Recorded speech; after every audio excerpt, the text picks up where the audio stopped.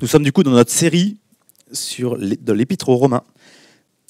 Alors il y a un an, pendant cette même période, nous étions partis pour chercher un terrain pour nos activités de scoutisme. L'été, on part pour faire 2 semaines de camp et il arrive un moment où il faut partir trouver le terrain pour l'été, pour faire préparer notre camp.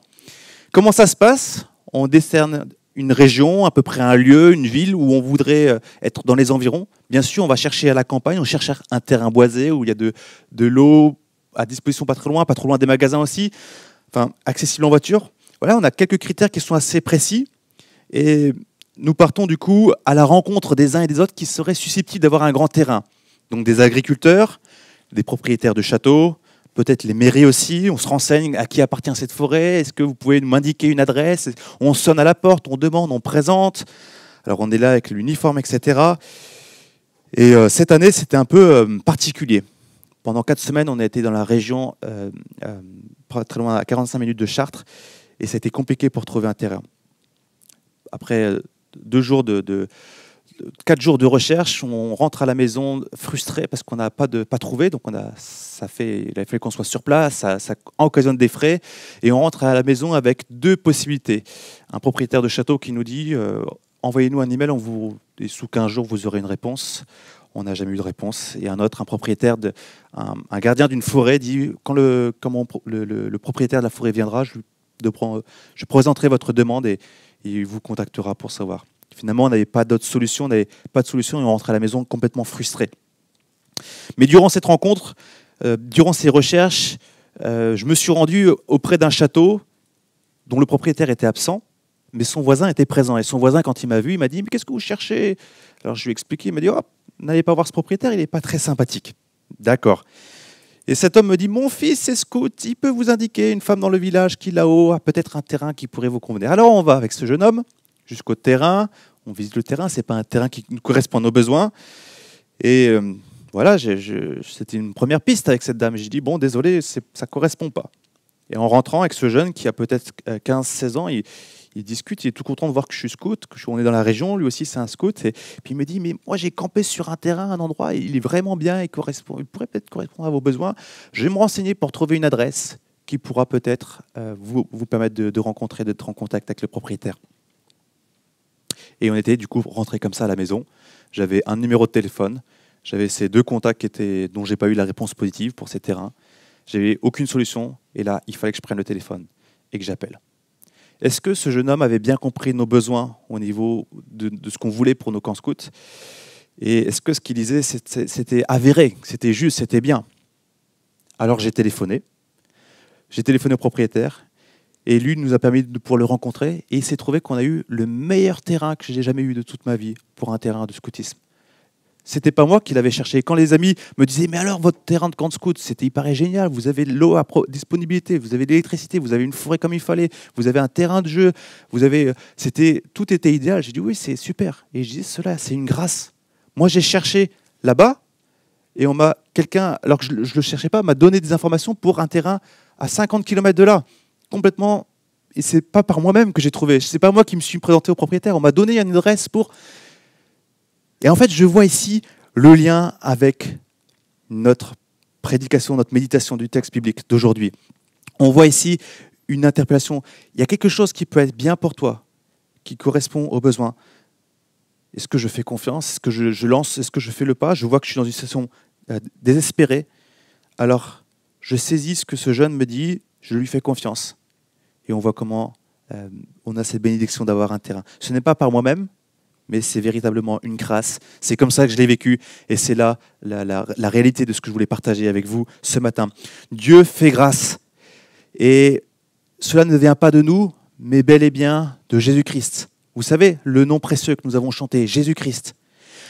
Et nous sommes dans l'Épître aux Romains. Nous avons vu les premiers chapitres qui nous manifestent la gloire de Dieu et la difficulté qu'on a vis-à-vis de Dieu, parce que, il y a ce problème qui est toujours présent, c'est notre péché, notre rébellion contre lui, qui ne veut pas le reconnaître, qui préfère vivre par nous-mêmes que nous soumettre à Dieu. Et on a vu dans ces premiers chapitres qui étaient terrifiants, une fracture entre nous et Dieu. On se disait, mais il n'y a aucun espoir. On est tous coupables, tous condamnables. On ne peut pas arriver aux exigences de Dieu. Comment on peut faire tu me demandes de porter comme si tu me demandes de porter une charge qui pèse 1 tonne. Mais je ne peux pas, j'ai beau essayer de lever, je ne peux pas. Et nous avons vu la fois dernière, Romains chapitre 3, la réalité. Quel est ce personnage qui vient et dit, tiens, on va venir à 2, je vais t'aider. Regarde, j'ai un élévateur, on va lever 7 tonnes qu'il a. Ah bah, c'est facile avec toi de lever cette charge. Romains 3, 23 à 24. S'il y a une seule chose que vous devez retenir de cette prédication, eh bien, ça pourrait être ce verset. En tout cas, si vous ne le connaissez pas, de pouvoir le retenir, c'est l'encouragement que je vous fais. Il n'y a pas de différence. Tous ont péché et sont privés de la gloire de Dieu. Et ils sont gratuitement déclarés justes par sa grâce, par le moyen de la libération qui se trouve en Jésus-Christ.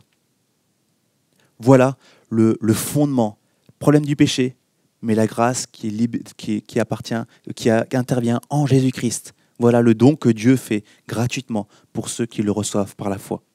Et si vous voulez plus d'informations sur ce passage spécifique, vous pouvez retourner sur YouTube, voir les précédentes prédications, la prédication de Martin. Et nous avons un don de Dieu qui se reçoit par la foi. Tout comme le contact du propriétaire a été donné par grâce et que j'ai eu confiance dans le témoignage du jeune scout et que j'ai pu saisir du coup le téléphone pour appeler parce que je me suis dit que ça valait le coup. C'est tout simple, mais finalement ça peut être exactement la même chose quand on parle de Jésus-Christ. Nous sommes donc du coup dans cette réalité, tous pécheurs, mais sauvés gratuitement en Jésus-Christ. Et maintenant, l'apôtre Paul va préciser sa réflexion. Nous sommes au chapitre 4 et nous allons lire les 8 premiers versets. Et ensemble, tout ce chapitre 4, on va voir quelques éléments ensemble avec quelques éléments de réflexion pour bien comprendre et voir combien ça nous parle aujourd'hui. Chapitre 4, verset 1. Que dirons-nous donc d'Abraham, notre ancêtre? Qu'a-t-il obtenu par ses propres efforts? Si Abraham a été considéré comme juste sur la base de ses œuvres, il y a de quoi se montrer fier, mais non devant Dieu. En effet, que dit l'Écriture? Abraham a eu confiance en Dieu et cela lui a été compté comme justice. Or, si quelqu'un a accompli quelque chose, le salaire est porté à son compte, non comme une grâce, mais comme un dû. Par contre, si quelqu'un ne fait rien, mais croit en celui qui déclare juste l'impie, sa foi lui est comptée comme justice. De même, David exprime le bonheur de l'homme à qui Dieu attribue la justice sans les œuvres. Heureux ceux dont les fautes sont pardonnées et dont le péché sont couverts. Heureux l'homme à qui le Seigneur ne tient pas compte de son péché. Ici, l'apôtre Paul nous présente 2 personnages, Abraham et David. Ce n'est pas des personnages quelconques. Et on peut se poser la question, mais pourquoi il va nous parler de Abraham et de David? En quoi ces exemples sont-ils pertinents? L'objectif de l'apôtre Paul qui écrit cette lettre aux Romains est d'appuyer son discours à propos du salut par la foi en Jésus-Christ. En fait, ici, il va nous citer 2 personnalités qui sont clés pour les Juifs. Abraham, comme le père d'Israël, comme le fondateur, celui par lequel le peuple a été créé. Et David, le roi idéal considéré par les Juifs. Tous les 2 ont expérimenté la justification par la foi et non par les œuvres. Nous avons du coup, d'un côté, Abraham. Cet Abraham a été appelé à quitter le pays, son pays, pour se rendre dans un pays qui serait le sien, là où sa descendance sera nombreuse et qui formera une nation bénie et en bénédiction pour les autres. Et on voit que Dieu se présente même dans l'Ancien Testament comme étant le Dieu d'Abraham. Je suis le Dieu de votre ancêtre Abraham. C'est comme ça qu'il se présente. C'est le fondement. C'est un peu comme ce repas de famille que nous avons il n'y a pas si longtemps avec ma belle-grand-mère qui était là, 90 ans. Et puis on avait cette discussion, mais si elle n'était pas là, on la retire de l'équation.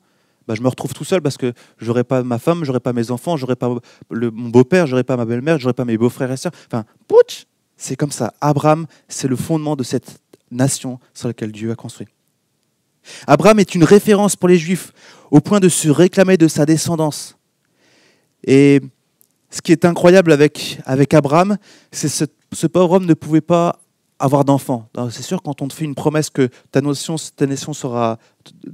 sera une grande nation, ça peut être quelque chose d'incroyablement difficile à croire. Et pourtant, nous voyons que malgré cela, Abraham a eu confiance. C'est ce qu'il nous dit ici, les textes nous disent, voilà ce que disent les Écritures, il a été compté comme juste devant Dieu. Il a été rendu juste non pas par ses propres actes, mais parce qu'il a eu confiance. Autrement, ça serait une conséquence logique de ses œuvres. Abraham ne mérite rien par lui-même. Sa situation était complexe. C'était difficile pour lui. Et un jour où il se plaignait, il dit « Mais tu m'as dit que j'aurais une descendance nombreuse ?» Dieu lui dit « Viens, regarde les étoiles, toutes les étoiles. Compte-les pour voir. Et un jour, ta descendance sera aussi nombreuse. » Attends, mais c'est pas possible. Je peux même pas avoir, j'ai même pas un enfant. Comment c'est possible? Néanmoins, il a confiance en Dieu. Il reconnaît que Dieu, c'est possible à Dieu. Il le croit sur parole.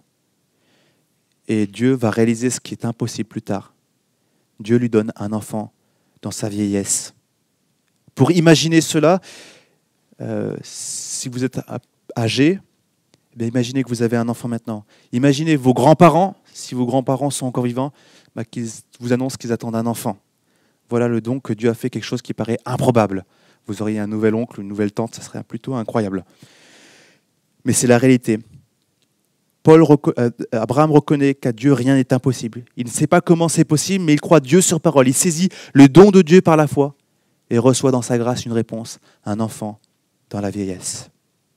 Alors si Abraham a été une référence comme étant compté juste, c'est par la foi.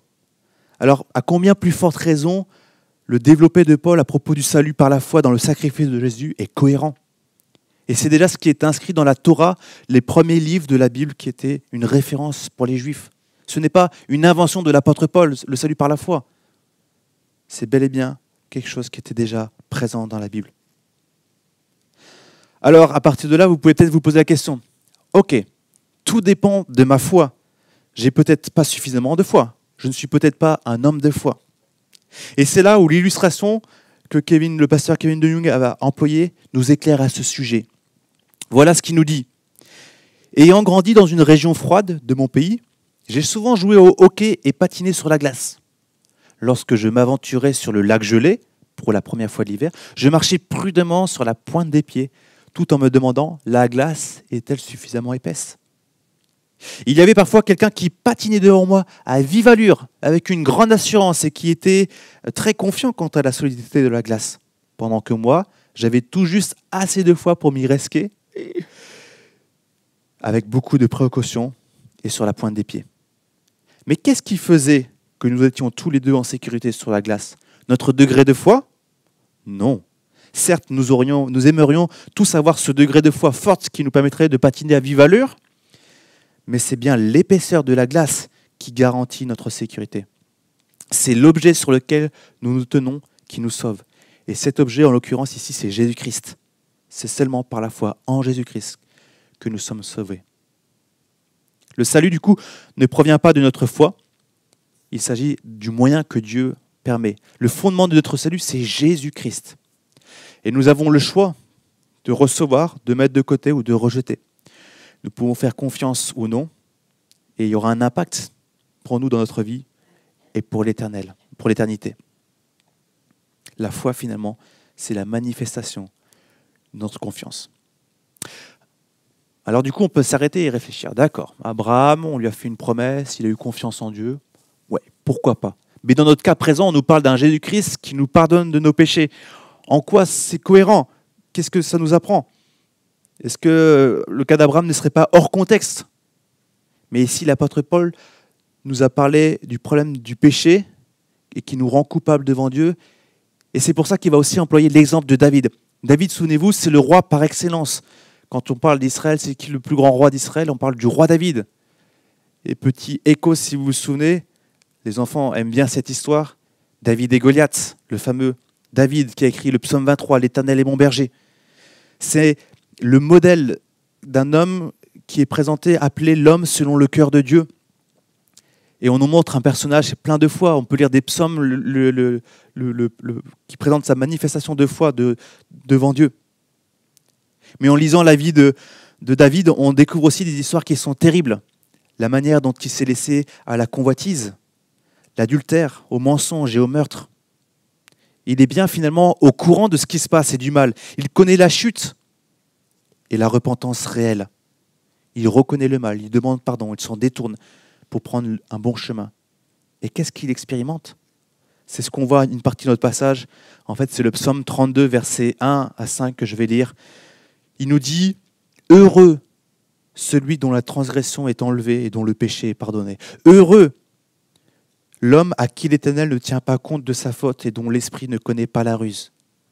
Tant que je me taisais, mon corps dépérissait. Je gémissais toute la journée, car nuit et jour, ta main pesait lourdement sur moi.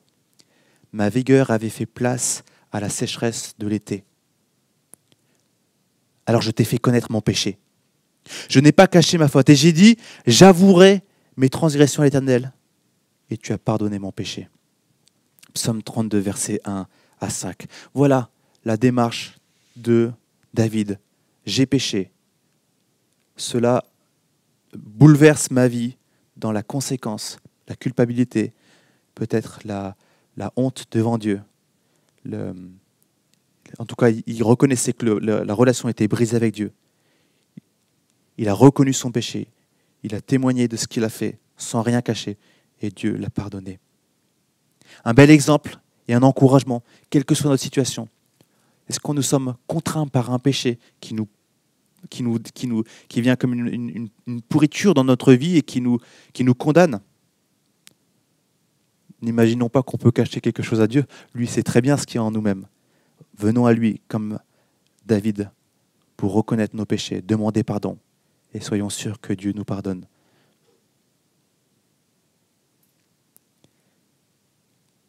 Quel soulagement de pouvoir vivre la repentance et d'expérimenter la justice de Dieu par la foi et non par les œuvres.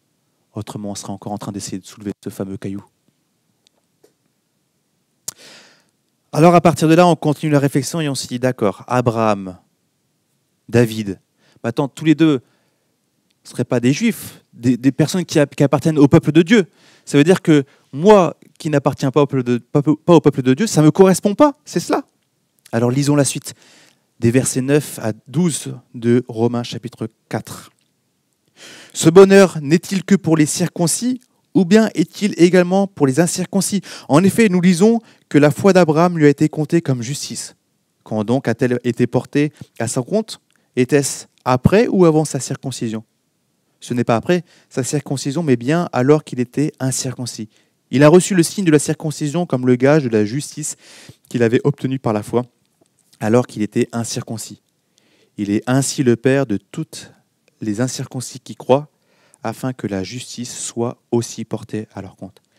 Il est aussi le père des circoncis qui ne se contentent pas d'être circoncis, mais qui marchent aussi sur les traces de la foi de notre ancêtre Abraham quand il était encore incirconcis.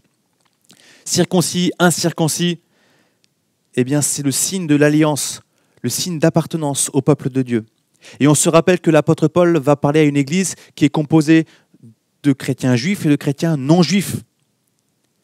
Alors il remet les choses dans l'ordre. L'acte de foi que Abraham a pu avoir de croire Dieu sur parole qui lui a été compté comme justice, eh bien il se trouve que c'est 14 années avant qu'il soit circoncis. Et cette intervention, la circoncision, marque comme un signe d'appartenance au peuple de Dieu, la manifestation de l'alliance faite entre Dieu et le peuple. De ce fait que l'on soit circoncis ou non, membre du peuple ou non, l'exemple d'Abraham est valable. Et ce qui aura de l'importance n'est pas la marque de l'appartenance au peuple de Dieu, mais la foi. Nous pouvons très bien être circoncis, mais ne pas avoir la foi d'Abraham, ou être incirconcis et avoir la foi d'Abraham, l'un comme l'autre. Il s'agit véritablement de l'importance de la foi. Et le fait d'avoir la foi implique le salut que Dieu accorde. Mais il va même plus loin parce qu'il dit, ça permet de pouvoir dire que Abraham est notre exemple, le précurseur. On pourrait appeler Père Abraham, comme l'exemple de celui qui nous ouvre un peu la voie, qui nous montre un peu de quelle manière nous pouvons vivre la foi. Pour nous, ça paraît bizarre de dire, Voilà, Abraham est un peu notre père. On parle du sein d'Abraham, on parle de différentes choses. Mais dans la Bible, ça a un impact important. Pour les Juifs, avoir Abraham pour père, c'était synonyme de salut. Seuls les Juifs pouvaient appeler Abraham comme leur père dans leur liturgie. Et on voyait différents types de personnes, des sympathisants qui suivaient la loi juive sans vouloir se faire circoncis, ou même des prosélytes qui, sans être juifs, étaient circoncis, n'avaient pas forcément cette possibilité d'appeler Abraham leur père. Alors ici, c'est révolutionnaire. Quand on parle Abraham est comme ton père, ça bouleverse les croyances. C'est quelque chose qui est impressionnant. Dieu nous permet d'intégrer son peuple par la foi et bien sûr en Jésus-Christ. Alors de là, on peut encore continuer de s'interroger. Est-ce que la foi donc est suffisante pour le salut sans que les œuvres n'aient d'impact? Vous savez, cette fameuse question qui est là depuis des années, ou qui fait couler beaucoup d'encre. Eh bien, on va regarder ça ensemble. Versets 13 à 16 de notre épître aux Romains, chapitre 4. En effet, ce n'est pas par la loi que la promesse de recevoir le monde en héritage a été faite à Abraham ou à sa descendance, mais c'est par la justice de la foi. Car si l'on devient héritier par la loi, la foi est dépourvue de sens et la promesse sans effet. En effet, la loi produit la colère de Dieu, puisque là où il n'y a pas de loi, il n'y a pas non plus de transgression. C'est donc par la foi que l'on devient héritier, pour que ce soit par grâce et que la promesse soit assurée à toute la descendance, non seulement à celle qui dépend de la loi, mais aussi à celle qui est la foi d'Abraham. En effet, Abraham est notre père à tous, comme cela est d'ailleurs écrit. Je t'ai établi père d'un grand nombre de nations. Les œuvres ne sauvent pas. Ce n'est pas l'observance de la loi qui va sauver. Ou alors, si c'était le cas, nous retournions à ce côté de récompense, de dû. Mais dans notre cas, avec notre péché, nous sommes incapables d'être à la hauteur de satisfaire aux exigences de Dieu. Souvenez-vous, cette grande pierre de 1 tonne à soulever tout seul. Impossible. Ou sinon, ce serait de l'orgueil de croire que c'est possible. Le salut ne peut venir de nous, de notre obéissance à la loi, de faire par nos bonnes œuvres, etc. Dieu l'accorde en Jésus-Christ, comme une grâce, un don immérité. Et là, je vais citer le dictionnaire biblique pour tous, qui nous parle à propos de la justification. Dieu justifie les pécheurs en prenant appui sur le fait que Jésus-Christ a satisfait aux exigences de la loi de Dieu. Les croyants sont déclarés justes parce que Dieu accepte qu'ils aient le même statut que le Christ. En d'autres termes, Dieu traite les croyants selon les mérites de Christ.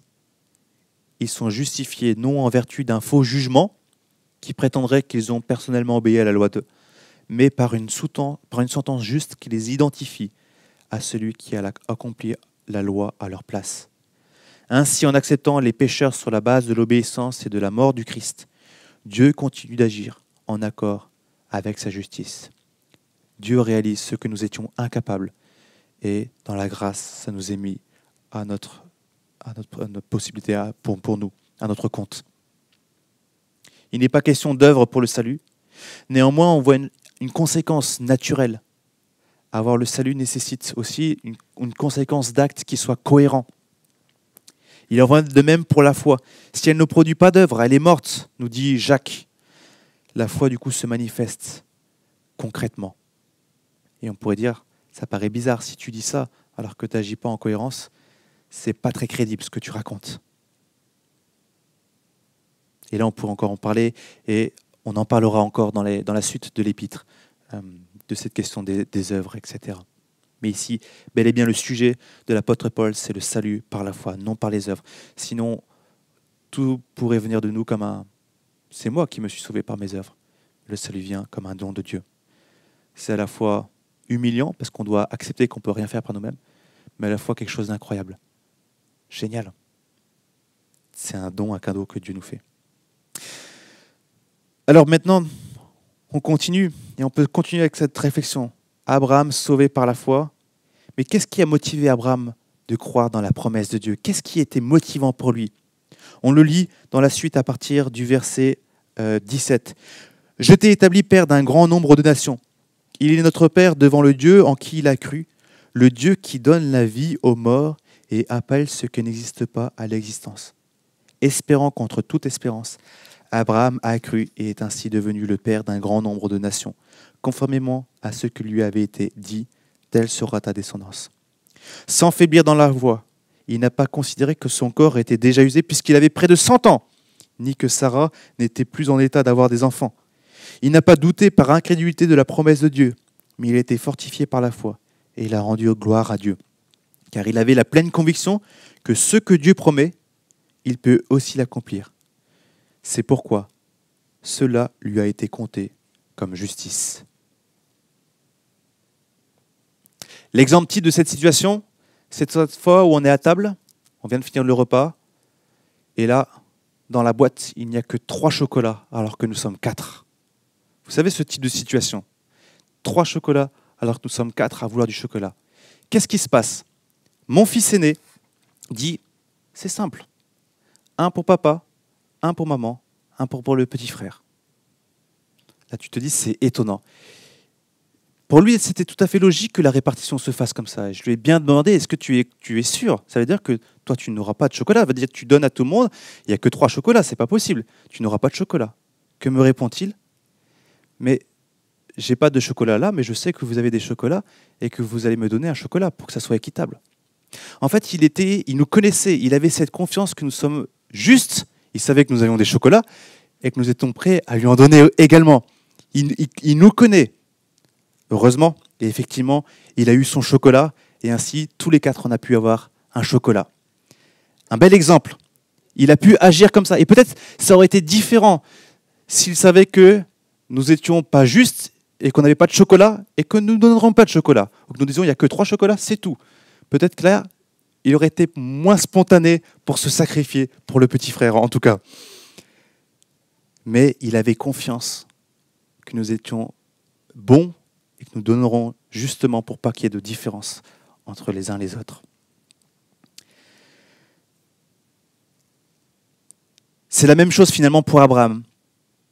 Il a répondu par le moyen de la foi à la promesse de Dieu, car il savait que Dieu donne la vie aux morts et appelle ceux qui n'existent pas à l'existence. Qui a 100 ans parmi nous? Et même si on est âgé, est-ce que vous imaginez recevoir un enfant?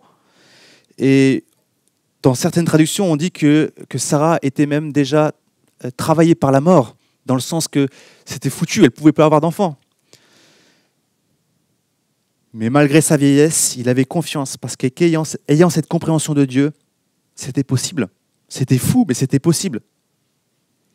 Il avait la pleine conviction que ce que Dieu promet, il peut aussi l'accomplir.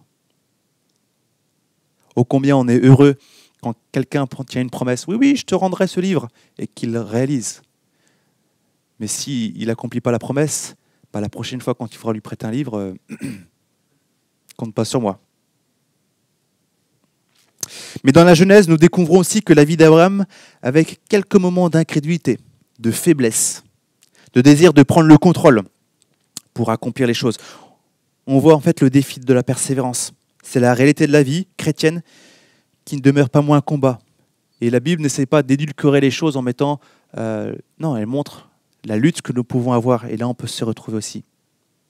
L'apôtre Paul, ici, marque l'accent non sur le cheminement de la sanctification, donc la croissance d'une vie qui est conforme à ce que Dieu souhaite et qui provient à la suite de la conversion. Ici, son propos est de montrer par quels moyens et sur quel fondement Abraham a été considéré juste devant Dieu. C'est un bel exemple qui me motive beaucoup. Que connaissons-nous de Dieu? George Muller a pu prier avec foi, aussi parce qu'il était nourri par une conviction donnée par la parole à propos de Dieu. Il avait une vision de Dieu qui était équilibrée, qui était nourrie, qui nourrissait sa foi. Et voilà comment il pouvait prier Dieu le Père, parce qu'il avait une vision qui l'éclairait sur lui-même, sur le monde, sur Dieu. Comment connaissons-nous Dieu?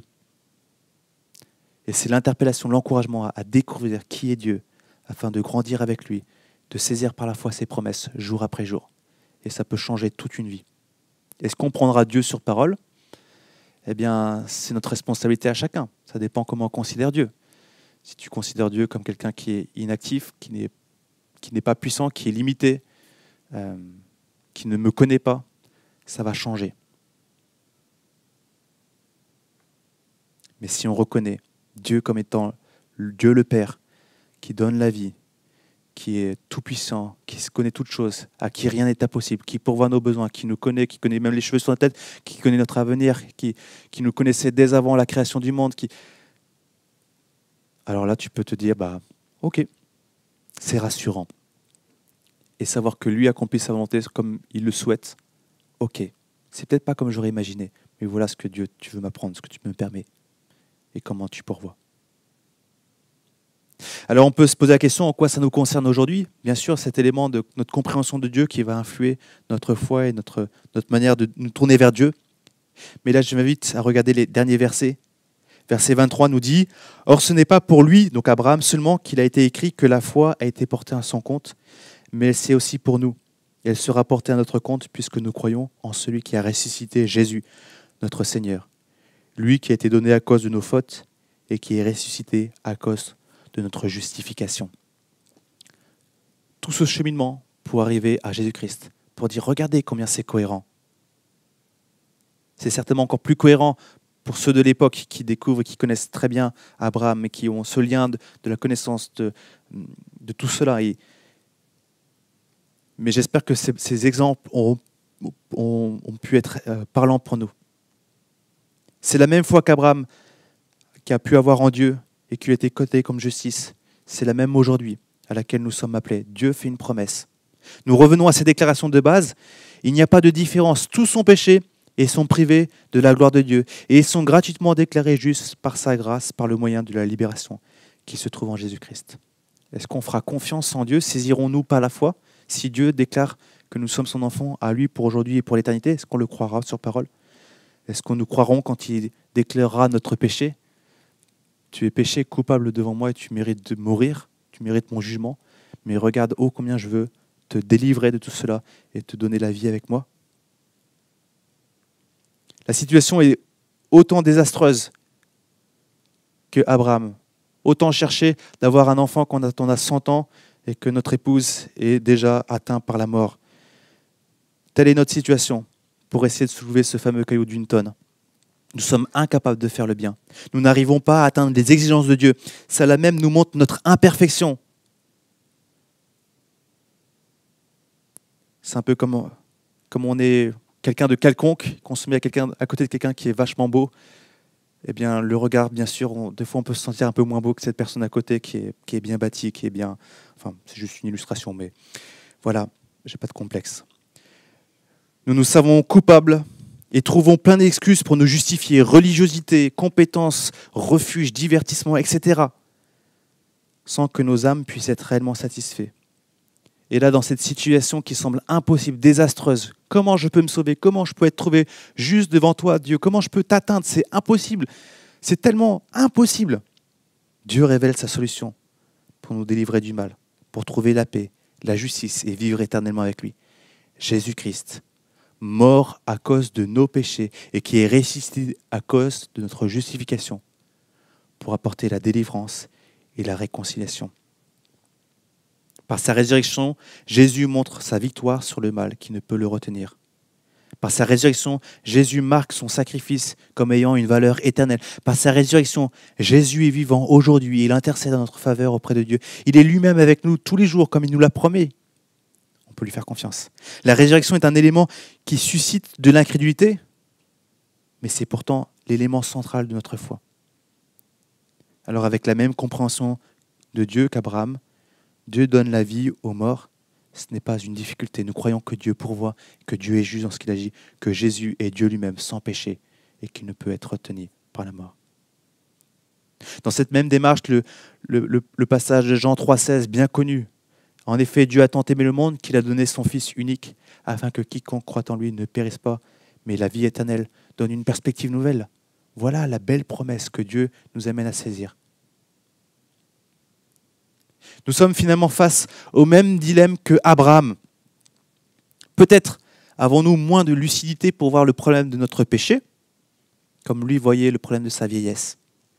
Mais allons-nous croire Dieu sur parole? Croyons-nous Dieu sur parole pour notre salut, croyons-nous Dieu sur parole pour notre chemin de sanctification? Ou ne tombons pas dans le piège de nous croire, nous, sur parole, pour dire que Dieu doit croire comme nous, je crois, et qu'il doit faire comme je veux? Et il est nécessaire de prendre cette question au sérieux, car ce n'est pas simplement la question d'avoir un terrain pour un camp scout, ce n'est pas simplement la question d'avoir un 4e chocolat pour qu'on puisse tous avoir du chocolat. C'est une question dont la réponse a un impact éternel. Alors je nous invite à prendre un temps de silence. Si vous êtes inconnu à Dieu, si vous ne connaissez pas Dieu, si vous êtes encore avec ce fameux rocher de 1 tonne à essayer de soulever et que vous êtes en train de vous casser le dos à dire « mais c'est pas possible, à quoi bon? Autant m'en aller ?» Eh bien, je prie que vous puissiez, dans la sincérité de votre cœur, prier Dieu qu'il se fasse connaître à vous. Priez que la réalité de Jésus-Christ puisse être une réalité qui impacte votre vie. Et nous savons que Dieu est bon et il se révèle à ceux qui le cherchent sincèrement. Il est le rémunérateur de ceux qui le cherchent, nous dit Hébreux 11:6. Si vous connaissez Dieu, si nous connaissons Dieu, je nous invite dans la sincérité du cœur à être reconnaissant à Dieu pour le salut qu'il nous offre par le moyen de la foi en Jésus par sa grâce. Et si nous connaissons Dieu, ou même si nous ne connaissons pas Dieu, bien peut-être, comme l'on a dit avec l'exemple de David, il y a des choses dans nos cœurs qui sont en train de pourrir le péché, non confessé, non reconnu devant Dieu. Dieu est lucide, il voit très bien ce qu'il y a dans nos cœurs, et c'est aussi l'appel à la repentance. Dieu, je reconnais mon péché, je te demande pardon, change mon cœur, aide-moi à changer d'attitude, je veux m'en détourner, je veux te suivre et faire confiance que tu as pardonné mon péché. Garde-moi, soutiens-moi foi pour ne pas retomber dans ces travers, mais persévérer. Donne-moi d'avoir une démarche qui m'aide à persévérer dans ta grâce. Et laissons-nous porter par le salut, par le moyen de la foi en Jésus-Christ. Voilà qui est tellement plus facile de soulever ce caillou quand c'est Dieu, Jésus qui le soulève à notre place. Alors prenons un temps de silence.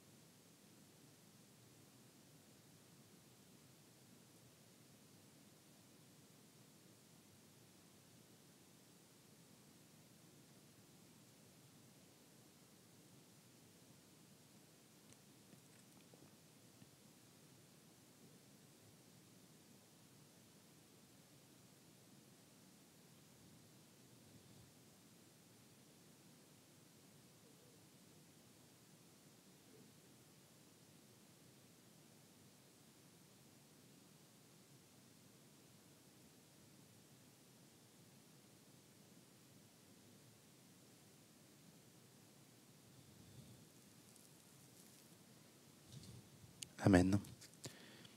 Que Dieu réalise son œuvre dans nos cœurs, dans nos vies. Et je ne crois pas que nous soyons ici par hasard. Alors saisissons l'appel que Dieu nous donne.